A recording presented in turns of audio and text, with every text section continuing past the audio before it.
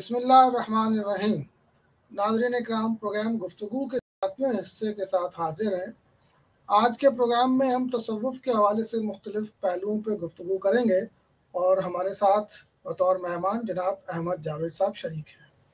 Programme کے پہلے حصے میں تصوف کے معروف 4 سلسلوں کے بارے میں بات ہوگی، ان کے امتیازات کیا ہیں، ان کے اختلافات کیا ہیں، اس پہ جاوید صاحب بات کریں گے، اور دوسرے حصے میں تصوف کے بارے میں کچھ بنیادی سوالات کی روشنی میں ہم تصوف کو سمجھنے کی کوشش کریں گے۔ تو چلتے ہیں جناب احمد جاوید صاحب کی طرف۔ جاوید صاحب، یہ پہلا سوال طاہر کیانی صاحب نے لاہور سے کیا ہے۔ آپ نے چونکہ پچھلے کسی پروگرام میں اپنے تصوف کے 3 سلسلوں میں اپنی بیعت کا ذکر کیا تھا، تو اس حوالے سے ان کا سوال ہے کہ نقشبندی سلسلہ تو اپنے نظام سلوک کے لیے مشہور ہے اور ان کے اسباق بھی معروف ہیں۔ چشتی اور قادری سلسلوں کے متعلق تاثر یہ ہے کہ ان کے ہاں اس طرح کا نظام تربیت نہیں، بس جو شیخ بتا دے وہی تعلیم ہے۔ قادری سلسلہ اکثر کسی نہ کسی دوسرے سلسلے میں مدغم نظر آتا ہے اور اس کی اپنی کوئی الگ پہچان نہیں۔ براہ کرم تصوف کے تمام سلسلوں کے نظام سلوک اور ان کے امتیازات اور اختلافات کے بارے میں کچھ بتائیے۔ ہاں، یہ بہت یہ جانتے ہیں سلاسل اور ان کے مزاج اور امتیاز کو۔ تو جیسے کہ یہ خود فرما رہے ہیں کہ نقشبندی سلوک اور مزاج اور ان کا جو پورا مشرب ہے وہ واضح ہے، تو اس پہ تفصیل نہیں کروں گا، چاہے اشارہ کر دوں کنٹراسٹ پیدا کرنے کے لیے، امتیاز بتانے کے لیے۔ لیکن میں ان کے سوال کو جیسے ہو سکتا ہے کہ سوال سے باہر نکل کے بھی اس سوال کو ایڈریس کیا جا سکے۔ تو یہ جو 3 سلاسل ہیں جن میں میں نے عرض کیا تھا کہ میں نے بالکل کلاسیکل انداز میں تربیت حاصل کی ہے، تو ان کے باہمی امتیازات اور اختلافات کو کئی زاویوں سے بیان کیا جا سکتا ہے، کئی اینگل سے دیکھا جا سکتا ہے۔ تو ایک نسبتاً آسان طریقہ یہ ہے کہ ہم پہلے یہ دیکھیں کہ خود تصوف کے مقاصد کیا ہیں جنہوں نے اس ادارے کو پیدا کیا، تو پھر یہ پہچاننا بڑی حد تک انشاءاللہ ممکن ہو سکتا ہے کہ ان سلسلوں میں، ان 3 سلسلوں میں اصول پر اور مقصد پر اتفاق ہے یا نہیں، اور پھر ان مقاصد اور اہداف تک پہنچنے کے میتھڈ میں ان کے اندر یکسانی ہے یا اختلاف ہے، امتیاز ہے۔ تو اس ترتیب سے ذرا دیکھ لیتے ہیں تو کہ تصوف جو ہے، جس ضرورت نے تصوف کو پیدا کیا ہے وہ یہ ہے کہ اللہ والا بن کے رہو، یعنی اللہ کے قرب کے حصول کی کوششوں، کاوشوں اور خیالوں میں رہو۔ تو اللہ کو راضی رکھنا اپنے قلب کی گواہی کے ساتھ، اپنے دماغ کی تمام سرگرمیوں کے ساتھ، اپنے نفس کی تمام حالتوں کے ساتھ، یہ تصوف کا مقصود ہے اور وجہ پیدائش ہے۔ یہ ایک انسانوں کا بنایا ہوا ادارہ ہے جو ہمیں اللہ سے تعلق کی اصل پر رکھنا چاہتا ہے یا رکھنے کے لیے بنایا گیا تھا۔ تو اب اس میں تو سب سلاسل جو ہیں، مستند سلاسل، وہ متفق ہیں۔ اب یہ کہ اس قرب تک، اس مقام رضا تک کیسے پہنچا جائے، تو اس میں راستوں میں، میتھڈس میں کچھ اختلاف ہے، اور اس کے ساتھ ساتھ مقرب کو جو حاصل ہوتا ہے، یعنی اس سلوک کے نتائج میں بھی اختلاف ہے، اختلافات ہیں، تو وہ بھی ہمیں سمجھنے چاہیے۔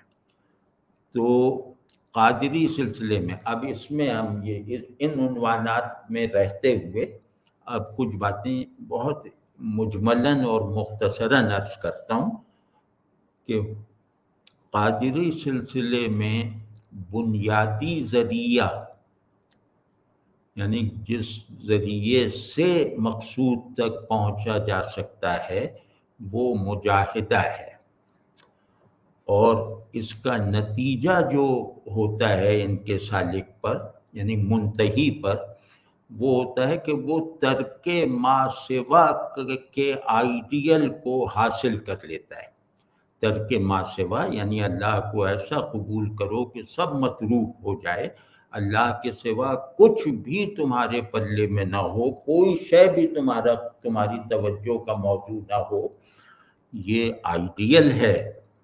تو یہ ان کے یہاں یہ آئیڈیل حاصل ہو جائے تو سلوک مکمل ہو گیا۔ چشتی سلسلے میں ذریعہ مجاہدہ وغیرہ یا کوئی عمل وغیرہ نہیں ہے، بلکہ خود شیخ ہے جس سے بیعت کی ہے، اور شیخ میں خود کو فنا کرتے رہنے کے نتیجے میں ایک منتہی مرید کو جو حاصل ہوتا ہے وہ ہے ترک دعویٰ۔ یہ ان کا مشرب ہے، اور ان کے تمام کاملین میں یہ مشترک ہے کہ دعوے سے بچو، دعویٰ نہ کرو۔ تو اسی طرح نقشبندیہ میں ذریعہ ذکر ہے اور نتیجہ ترک غفلت ہے۔ تو اسی طرح جیسے مطلب طاہر کیانی صاحب، مجھے کچھ ان کے سوال سے جیسے اپنائیت سی محسوس ہو رہی ہے، تو تھوڑا سا اور بڑھا کے بھی بول دیں تو اسے درگزر فرمائیں۔ تو جیسے اللہ سے تعلق کی 3 بنیادی قدریں ہیں نا، اس کی درست معرفت جو اس کی کتاب اور اس کے رسول صلی اللہ علیہ وسلم کے ذریعے سے ملی ہے، اور محبت، اس معرفت پر اساس رکھنے والی محبت، اور خشیت، یہ 3 اصول ہیں، 3 اقدار ہیں تعلق مع اللہ کے۔ تو ان کی روشنی میں دیکھا جائے، کیونکہ اللہ والا وہی ہوگا نا جو عارف ہوگا، جو عاشق ہوگا، جو زاہد ہوگا، مجاہد ہوگا، اللہ سے متقی ہوگا۔ تو ان کے یہاں صورت یہ ہے کہ شیخ عبد القادر جیلانی رحمۃ اللہ علیہ کی تعلیمات میں جو ملتی ہیں، خشیت غالب ہے معرفت اور محبت پر۔ خشیت اس لیے غالب ہے کہ مجاہدے کا اصل محرک یہی ہے، یعنی ان کا جو پورا ذات سلوک، یعنی کہ ان کے جو سلوک کرنے کا جو ڈھب ہے یعنی مجاہدہ، وہ خشیت کے غلبے کا تقاضا کرتا ہے۔ تو حضرات چشتیہ کے ہاں ان تینوں میں سے محبت غالب ہے، کیونکہ اب یہ ذرا سی نازک بات ہے، کیونکہ اس کا محبوب شیخ ہے۔ چشتیہ سلسلہ اپنی معروف صورتوں میں تعلق مع اللہ کی قدر پر نہیں رہ گیا۔ تو یہاں محبت غالب ہے، محبوب شیخ ہے، اور محبت کا غلبہ اس لیے ہے کہ فنا فی شیخ کی دولت اسی سے میسر آئے گی۔ جتنا میرے اندر محبت کی صلاحیت بڑھے گی، اتنا ہی شیخ میں فنا ہونے کا جو منزل ہے وہ قریب آتی جائے گی۔ نقشبندی سلسلے میں معرفت کا غلبہ ہے، جو دوام ذکر و حضور کی ضامن ہے، یعنی دوام ذکر و حضور ان کی منزل ہے، اور اس کے لیے لازم ہے کہ معرفت انہیں اللہ کی حاصل ہو۔ تو ان کی معرفت جو ہے وہ کیونکہ مراقبے میں تحصیل معرفت کا ذریعہ مراقبے ہیں، تو اس وجہ سے ان کے اندر پیدا ہو جانے والا شعور الہی یا شعور تعلق مع اللہ، یہ صرف دماغی نہیں ہے، یہ قلبی ہے، یہ وجودی ہے، اور یہ اپنی بناوٹ میں احوالی ہے، جس کو بیان کیا جا سکتا ہے معیاری عارفانہ اصطلاحات میں۔ تو اب پھر اس پہلو سے بھی دیکھا جا سکتا ہے کہ معرفت، محبت اور خوف کے دائرے سیر کرنے سے، یعنی کر لیے سیر، تکمیل کر لی اپنے بس پر، تو ان سلاسل کے سالکوں کا جو مجموعی مزاج بنتا ہے، ان میں اس مزاج میں کچھ فرق ہے آپس میں یا نہیں؟ تو اس کو اگر دیکھیں تو پتہ چلتا ہے کہ قادری سالک منتہی بن کر باعتبار معرفت توحید وجودی تک پہنچتا ہے، وحدت الوجود تک، لیکن تنزیہ کے غلبے کے ساتھ. یعنی وجود ایک ہے اللہ، اور اللہ وجود سے بھی منزہ ہے اور مابرہ ہے. اس کو کہتے ہیں کہ توحید وجودی غلبہ تنزیہ کے ساتھ، ٹرانسینڈنس کے ساتھ، ایبسلیوٹ ٹرانسینڈنس کے ساتھ. چشتی بھی توحید وجودی تک پہنچتا ہے مگر تشبیہ کے غلبے کے ساتھ، ایمیننس کے غلبے کے ساتھ. اور نقش بندی بھی یہیں پہنچتا ہے توحید وجودی تک، مگر غیریت اور دوئی کے اثبات کے ساتھ. یعنی بندہ بندہ ہے، معبود معبود ہے، بندہ بھی موجود ہے، معبود وجود سے ماورائی کی حالت میں موجود ہے، اور بندے کا وجود بھی جو ہے وہ موقوف ہے، منحصر ہے اللہ کے وجود پر، اللہ کے موجود ہونے پر، وغیرہ وغیرہ. لیکن یہاں عینیت نہیں ہے. جو وحدت الوجود جو آفیشل ہے قادریوں، چشتیوں وغیرہ کا، وہاں وحدت الوجود وہاں جو ہے وہ خالق اور مخلوق میں عینیت ہے. عینیت کی پھر وہ تعبیریں کرتے ہیں، وہ الگ بات ہے، لیکن بہرحال وہاں عینیت ہے. نقشبندیوں نے اسی توحید وجودی کے اثبات میں غیر عینیت کو ہٹا کر غیریت کے اصول کا اثبات کیا اور اس کو مطلب ضروری بنایا. تو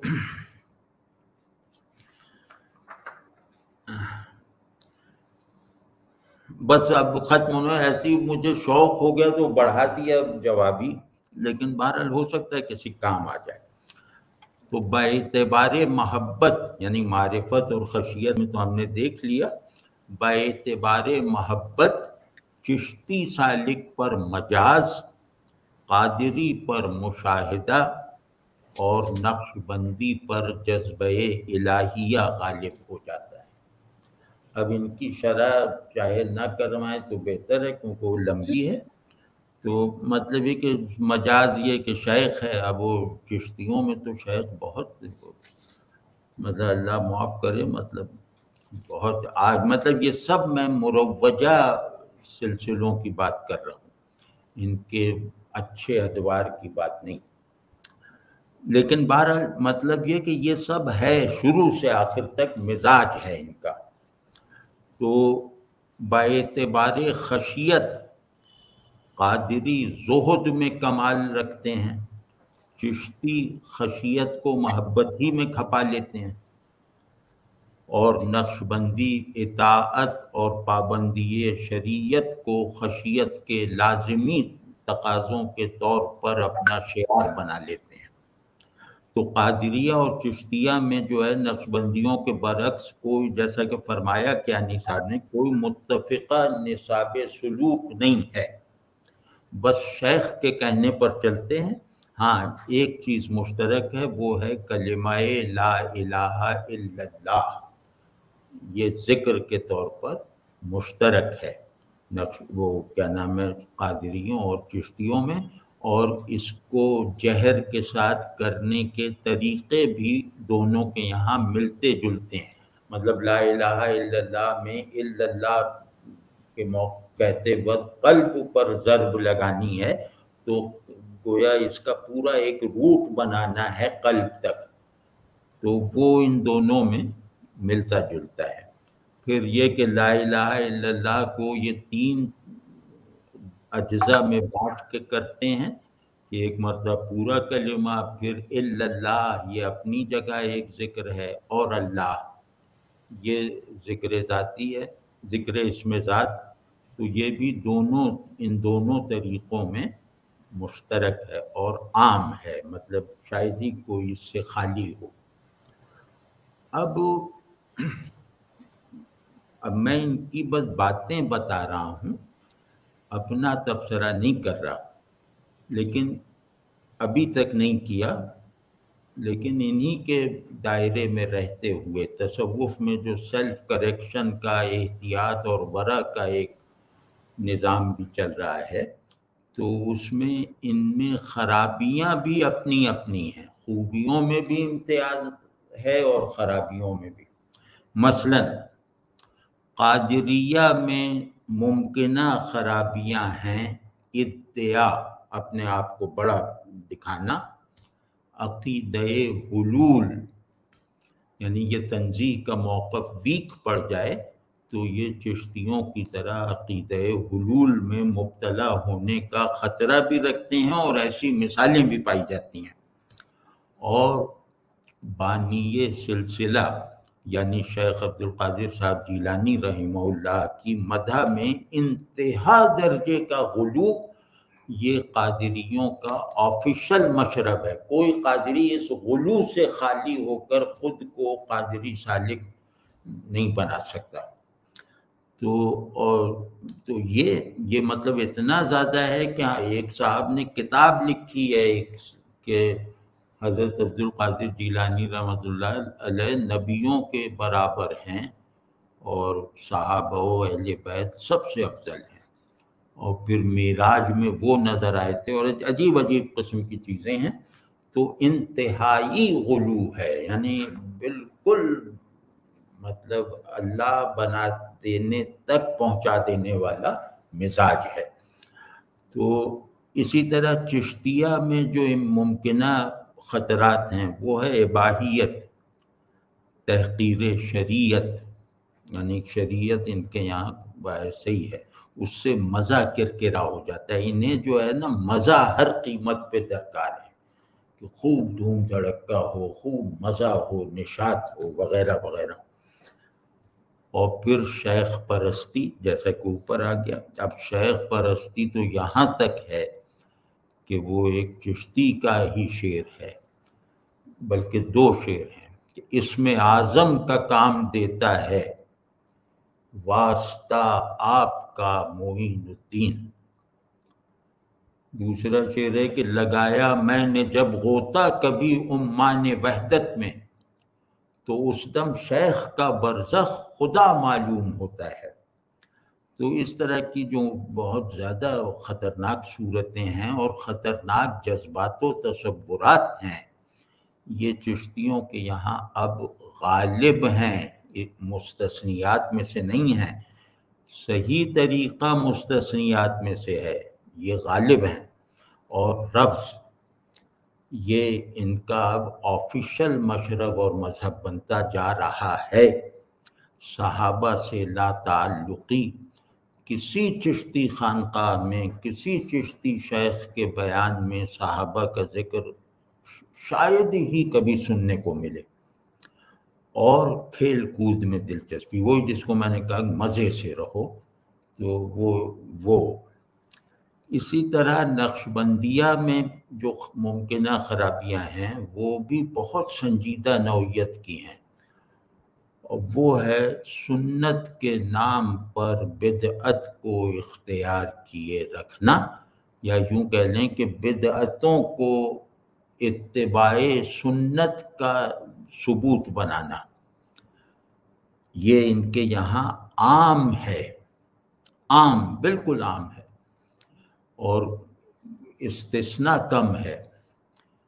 اور دوسرے یہ کہ اپنے طریقے ذکر کو مسنون اذکار پر ترجیح دینا۔ ان کے یہاں یہ ہوتا ہے نقشبندیوں میں کہ جب شیخ مرید کرتا ہے کسی کو تو اسے کہا جاتا ہے کہ نفلیں اور تلاوت اور دیگر جو مصروفیات ہیں وہ ترک کر دو، معطل کر دو، اور ساری توجہ جو ہے وقوف قلبی پہ رکھو، یعنی قلب کو ذاکر بنانے کے لیے جو وقوف وغیرہ چاہیے اس میں خود کو لگائے رکھو، کیونکہ قلب کا ذاکر ہو جانا یہ ان تمام افعال و اعمال و عبادات و اذکار سے افضل ہے۔ تو ہوتا یہ، چلو اس کی کچھ مصلحت سمجھ میں آ سکتی ہے کہ ایک استاد اپنے طالب علم کو بھی کہہ سکتا ہے کہ بھائی نوافل وغیرہ میں نہ پڑھو، کتاب پڑھو، تو لیکن وہ اس دعوے کے ساتھ نہیں کہے گا کہ کتاب پڑھنا نفل پڑھنے سے افضل ہے، بلکہ اس لیے کہے گا کہ تمہاری استعداد اتنی نہیں ہے، ابھی تم یہ تو کرو نا، پرائمری تو پاس کرو، تو وہ چلو ہو سکتا ہے۔ لیکن اس میں دیکھنے میں یہ آیا ہے کہ پھر آخر تک اس سے یہ چیزیں چھوٹی رہتی ہیں، آخر تک، یعنی اکثریت میں یہ چیزیں چھوٹی رہتی ہیں۔ اور پھر مطلب وہ کہ جہری زبان سے ذکر سے دل کا ذکر یعنی خفی ذکر 70 گنا افضل ہے، یہ بلا دلیل بات ہے، کیونکہ زبان کا ذکر ہی رسول اللہ صلی اللہ علیہ وسلم نے تعلیم فرمایا ہے۔ اسی طرح اسم ذات کو ذکر بنانا یہ خلاف سنت ہے، رسول اللہ صلی اللہ علیہ وسلم نے صرف اللہ اللہ کہنا تلقین نہیں فرمایا، مطلب یہ ذکر نہیں ہے، اس کی افادیت اور اس کا عنوان دوسرا ہو سکتا ہے۔ تو پھر جو ہے وہ اگلا خطرہ ہے وہ بھی ان کے یہاں آفیشلی جیسے لازم ہے، مطلب آفیشلی اسے جیسے اس کے آگے سپر ڈال دی گئی ہے، وہ ہے دعوائے کمال، کہ سب نقشبندی جو ہیں وہ سب سلسلے جو ہیں وہ آغاز ہیں، نقشبندی انجام ہے، منزل ہے، کہ بدایت نہایت ما در بدایت نہایت دیگراں در بدایت ما مندرج است۔ یہ بہت مشہور فقرہ ہے اور اس کو غلط منسوب کیا جاتا ہے حضرت بہاؤالدین نقشبند رحمۃ اللہ علیہ سے۔ اس کا مطلب ہے کہ لوگوں کی منزلیں ہمارے سفر کا آغاز ہیں، ٹھیک ہے نا، کہ اول ما آخر ہر منتہی، یہ شعر ہے کہ ہمارا اول دوسرے سلاسل کے منتہی کا جو ہے وہ دوسرے سلاسل کی انتہائیں ہمارے پہلے قدم، وہاں سے ہمارا پہلا قدم پڑتا ہے، اور آخر ما یعنی ہمارا آغاز سفر دوسروں کی منزل ہے، اور خود ہمارا آخر وہ ہے کہ جہاں آخر ما جیب تمنا تہی، تو پھر ہمارا آخر یہ ہے کہ کسی چیز کی ضرورت ہی نہیں رہ جاتی، کسی چیز کی خواہش ہی نہیں رہ جاتی، مطلب ہم ایک ایسی فضائے حصول کی انتہا پر رہتے ہیں جہاں کوئی چیز مزید حاصل کرنے کی گنجائش ہی نہیں رہ جاتی۔ اب یہ خطرناک باتیں ہیں، میں نقشبندی ہوں غلبے کے ساتھ، مطلب بنیادی سلسلہ میرا بھی نقشبندی ہے، لیکن بہرحال یہ باتیں اور ان خطرات کی طرف سے محتاط رہنے میں کوتاہی کرنے کی وجہ سے ان سلاسل کا یہ حال ہوا ہے جو اب ہم دیکھ رہے ہیں۔ جی بہت شکریہ۔ اچھا، یہ دوسرا سوال محمد حنطلہ صاحب کا ہے، لورالائی بلوچستان سے۔ ان کا پوچھنا ہے کہ کیا حقیقت باعتبار عرفان و ادراک احوال میں تبدیل ہو سکتی ہے، اور یہ کہ کیا ایک صوفی تقدیر و تدبیر کو ہم آہنگ کرتا ہے؟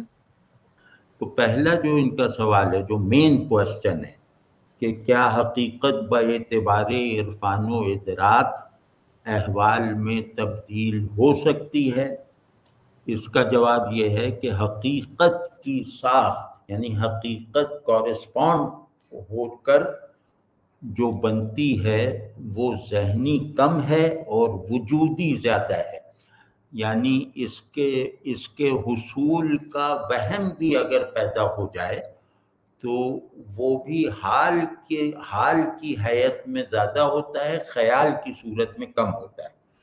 تو اس لیے اس کا جتنا بھی عرفان، ادراک کا لفظ ہم ہٹا دیتے ہیں، تو اس کا جتنا بھی عرفان اور معرفت میسر آ جائے وہ کسی خیال یا تصور کی طرح ذہن میں محبوس نہیں رہتا، بلکہ وجود کے مرکز میں وہ عرفان سرایت کر جاتا ہے۔ عرفان ایک ایکسپیرینس ہے، عرفان تخیل تصور نہیں ہے، عرفان ایک ایکسپیرینس ہے جس میں شعور اور آدمی کا وجود پوری یکجانی کے ساتھ جو ہے وہ اپنے اندر جسے جذب کر لیتا ہے۔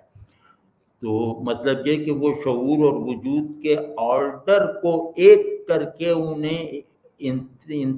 انہیں کرسٹلائز کرتا ہے، پیسو کر دیتا ہے حقیقت کے سامنے، تاکہ حقیقت بلا مزاحمت ان کا ایکسپیرینس، ان کا عرفان اور ان کا حال بن سکے۔ تو حقیقت کو جیسے میں نے کہا ایک وہم بھی پیدا ہو جائے تو کبھی بھی غور کریں کہ اگر ہمیں یہ شائبہ بھی ہو جائے کہ ہم نے حقیقت کو ایک گلمپس میں ہی صحیح جان لیا ہے، تو اس سے صرف دماغ میں روشنی نہیں پیدا ہوتی، اس سے وجود میں جیسے ایک زلزلہ سا آ جاتا ہے۔ تو یہ تجربہ بھی کر کے دیکھا جا سکتا ہے۔ دوسرا یہ کہ جو ان کے سوال کا ان کا جو دوسرا سوال ہے وہ صوفی اس میں زائد ہے، لیکن بہرحال میں ویسے ایک بات عرض کرتا ہوں کہ تقدیر کو ماننے کا سب سے بڑا حق یہ ہے، تقدیر کو درستی کے ساتھ ماننے کا سب سے بڑا ثبوت یہ ہے کہ بندہ تدبیر کو، یعنی اپنی سوچی ہوئی تدبیر کو خیال، عمل اور دعا کی صورتوں میں اختیار کیے رکھے۔ جو ایسا نہیں کرتا اس نے تقدیر الہی کو سمجھا ہی نہیں ہے، تو مانے گا کہاں سے؟ بس اتنا جواب میرا خیال ہے کافی ہے۔ اس میں صوفی غیر صوفی سب مشترک ہیں۔ یہ جو انہوں نے راضی برضا رہنے کا فریز استعمال کیا ہے، اس کے معنی کا تعلق تقدیر و تدبیر کے دائرے سے باہر ہے، وہ ایک بہت بڑی منزل ہے۔ وہ کسی اور بات عرض کریں گے کہ مقام رضا کیا ہے تصوف میں۔ بہت بہتر۔ تو جاوید صاحب، یہ 6 سوالات کی ایک سیریز ہے جس میں ارسلان علی خان صاحب نے تصوف کے بارے میں کچھ بنیادی باتیں پوچھی ہیں، تو میں ایک ایک کر کے آپ کے سامنے پیش کرتا ہوں۔ پہلا سوال ہے کہ آسان ترین الفاظ میں تصوف کیا ہے؟ کچھ پوشیدہ اور مخفی باتیں بھی اس میں شامل ہیں یا سب کچھ سامنے کی باتیں ہیں؟ یہ آسان ترین الفاظ کی شرط سن کر مجھے جیسے ہنسی سی آئی اور اچھا لگا، مطلب یہ کہ اور اس میں چھپی ہوئی نصیحت اور دھمکی دونوں کو میں نے وصول کیا ارسلان صاحب کے شکریہ کے ساتھ۔ تو اب اس کا جو جواب ہے، میں کوشش کروں جواب مختصر ہوں کیونکہ یہ سوالات زیادہ ہیں اور ایک پوری قطار ہے۔ تو تصوف کیا ہے؟ تصوف اپنی اصل میں، یعنی جو اس کے وجود میں آنے کا جواز ہے، وہ ہے کہ تزکیہ نفس کے قرآنی اور دینی مطلوب کو حاصل کرنے کے لیے اللہ کے ساتھ تعلق کے آداب سیکھنے سکھانے اور انہیں احوال بنا لینے کے لیے، انہیں اپنا مزاج بنا لینے کے لیے ان آداب کو کچھ اجتہادی تدابیر اختیار کی جاتی ہیں۔ وہ اجتہادی تدابیر کا مجموعہ تزکیہ نفس کے مقصود کو پانے کے لیے وہ تصوف ہے۔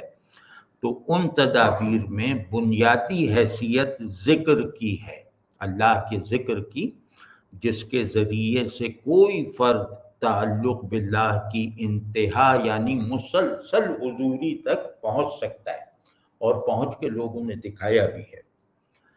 دوسرا جو اس کا حصہ ہے کہ وہ تصوف میں کچھ خفیہ باتیں بھی ہیں، وہ کیا، ہاں، تو اس میں میری جو عرض ہے وہ ٹھیک ہے ان کا یہ کہنا کہ بدقسمتی سے تصوف کی روایت میں سریت بھی داخل ہو گئی ہے، ایک آکلٹزم بھی داخل ہو گیا ہے، ایک ایسوٹیریسزم بھی اس میں گھس گیا ہے۔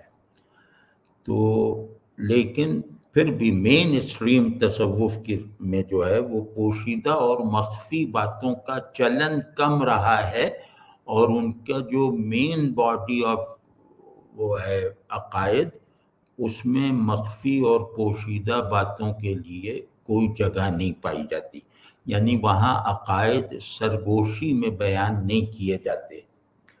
تو لیکن یہ بات ٹھیک ہے کہ بہت جگہوں پہ مخفی اور پوشیدہ باتیں کہ اس کا اہل ہر کوئی نہیں ہے، یہ بات اگر کہیں کہیں گے تو لوگ اسے کفر کہیں گے، فقیہ اسے شرک کہے گا۔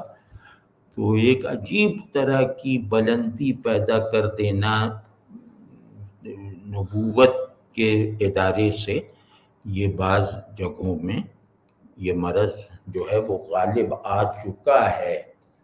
تو یہ ہے بہرحال یہ ایک کمزوری کے طور پر ہے۔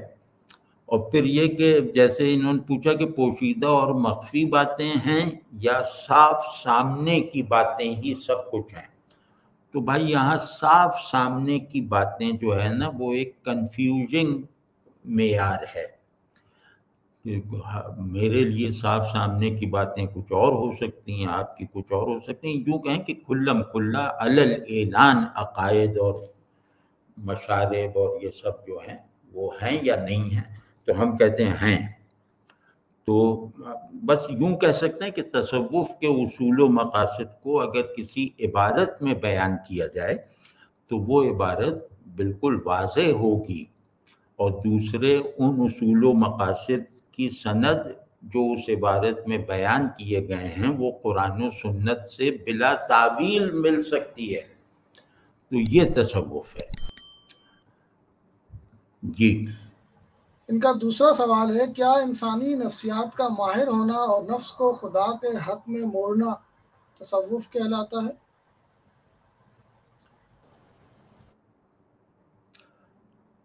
دیکھیں، تصوف کوئی ناگزیر اصطلاح یا ڈسپلن نہیں ہے۔ ہم یہ کہہ سکتے ہیں نفس کو خدا کے حق میں موڑ دینا، خدا کی طرف یکسو کر لینے میں کامیابی حاصل کر لینا، یہی تو دین ہے۔ دین کی تمام تعلیمات، سب احکامات وغیرہ کا مقصد یہی ہے کہ ہم اللہ کی طرف یکسو ہو جائیں، اپنے نفس کے ساتھ، قلب کے ساتھ، دماغ کے ساتھ، ارادے کے ساتھ۔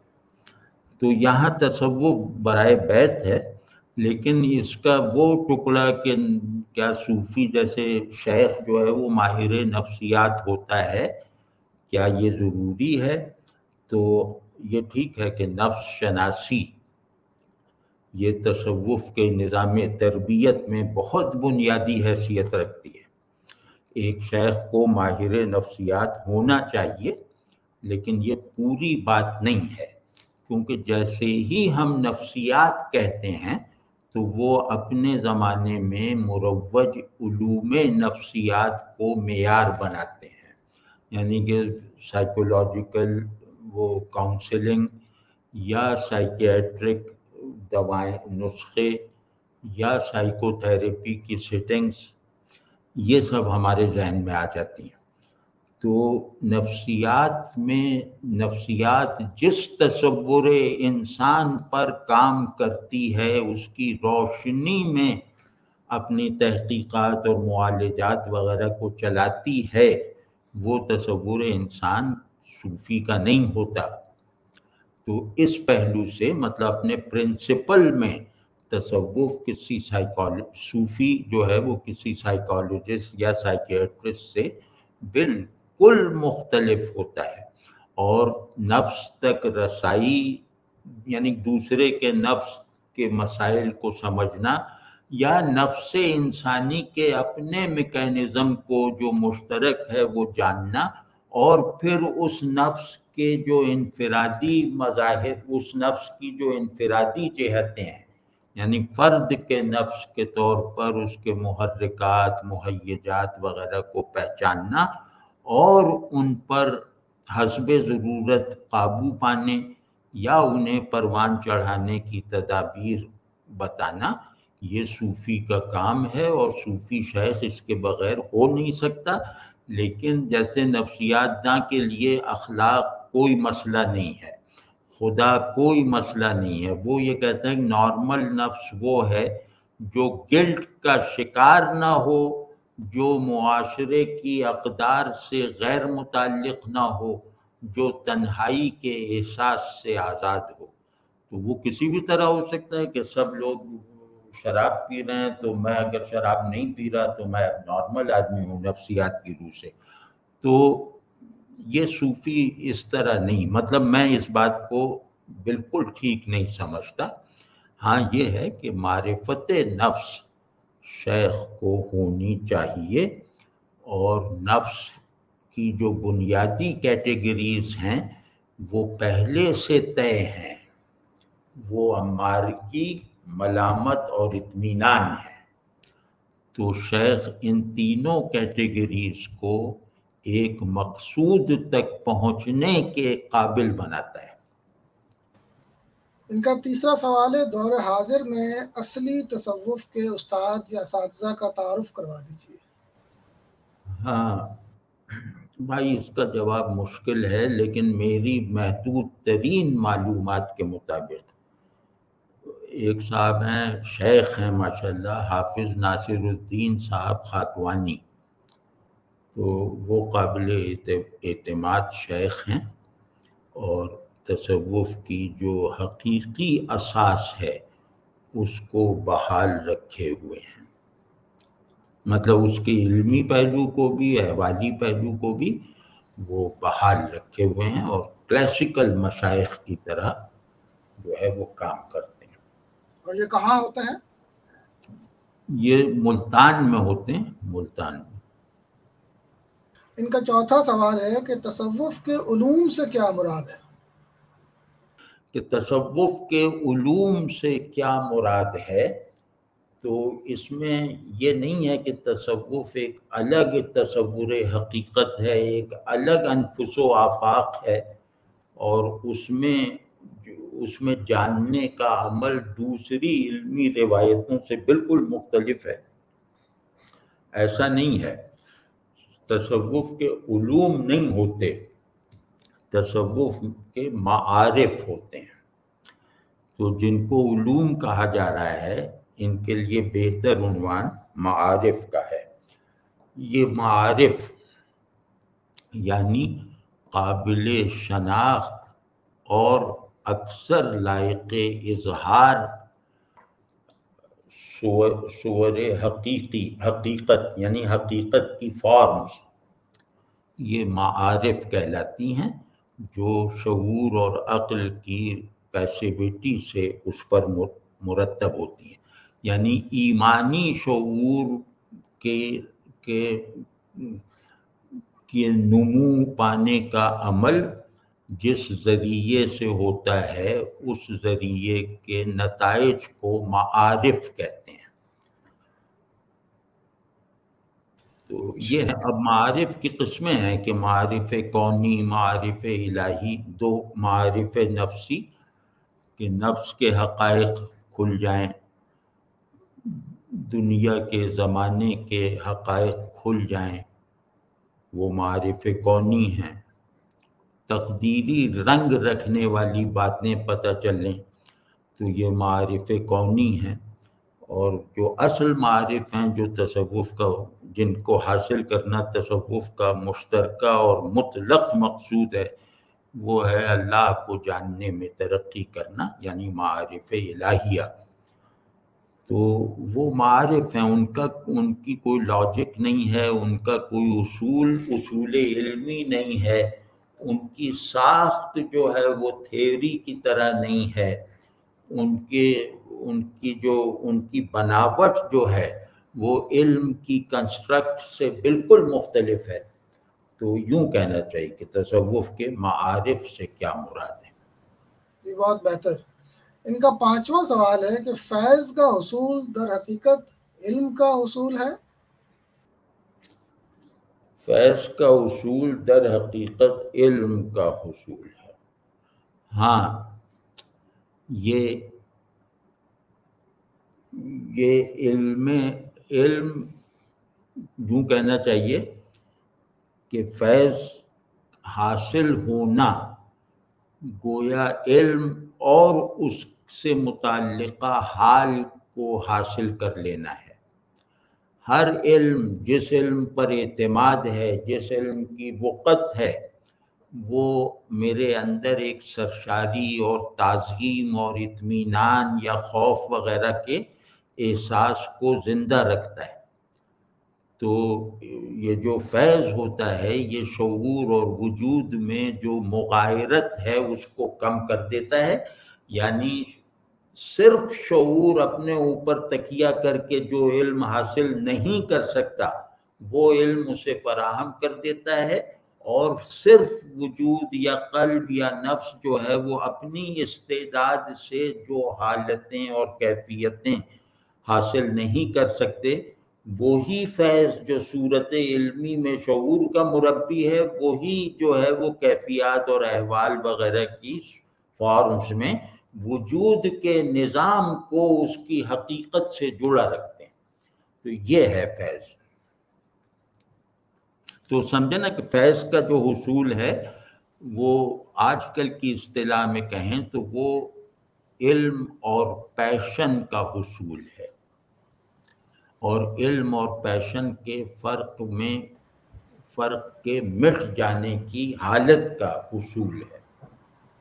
جی بہت بہتر جاوید صاحب، ان کا آخری سوال ہے، چھٹا سوال، کہ کیا اللہ سے تعلق اور انسانی نفسیات کو سمجھنے اور ان کو اللہ کے حق میں کرنے کے لیے باقاعدہ کسی صاحب فن یا صوفی یا اہل علم کا بیعت یافتہ ہونا ضروری ہے، یا کسی اور ممکن ذریعے سے بھی فائدہ اٹھایا جا سکتا ہے؟ ہاں، اس کا جواب سادہ سا ہے، بیعت ضروری نہیں ہے، بلکہ اکثر اب یوں لگتا ہے کہ اس کا مشورہ نہیں دینا چاہیے، تو بیعت اب خطرناک ہو سکتی ہے۔ تو ایک تو یہ کبھی یہ نہیں کہا گیا کہ بیعت ضروری ہے، ہاں استفادہ ضروری ہے۔ تو ان سب عالم سے، صوفی سے، پڑوسی سے، دوست سے استفادے کی پوزیشن لے کر رہنا، یہ اپنی تربیت کا سب سے مؤثر طریقہ ہے۔ جی بہت شکریہ۔ میرا خیال ہے ان سوالات کی روشنی میں ایک عام آدمی کو تصوف کو جاننے میں بہت مدد ملے گی۔ ناظرین اکرام، یہ تھا ہمارا آج کا پروگرام۔ انشاءاللہ اگلے پروگرام میں آپ کے دیگر سوالات کے ساتھ حاضر ہوں گے۔ تب تک کے لیے اجازت، اللہ حافظ۔